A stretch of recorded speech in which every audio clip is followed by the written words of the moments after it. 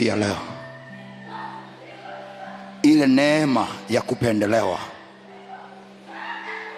na ile neema ya kibali machoni pa kila mtu aliyemwona Esther iliyokuwa juu ya Esther, leo ninakuombea iwe juu ya maisha yako na wewe.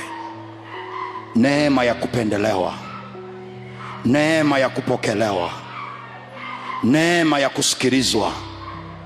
Kuanzia leo kuna milango itakufungukia, wala hautatumia nguvu. Neema ya Mungu itakusaidia. Kuna watu watakupokea, hautahitaji kujieleza sana. Neema ya Mungu itakuelezea wewe ni nani. Neema ya Mungu itasema wewe ni nani. Na kuanzia leo hautakuwa mtu wa kukataliwa.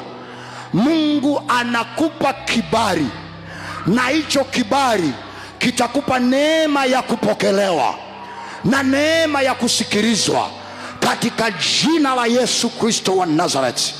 Nimekuombea hiyo neema iwe juu ya maisha yako, hiyo neema iwe juu ya biashara yako, hiyo neema iwe juu ya uzao wako, hiyo neema iwe juu ya hatua zako.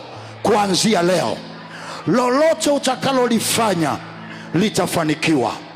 Lolote mikono yako itakayoshika litafanikiwa. Na kuanzia leo Mungu atakuinua juu sana kuliko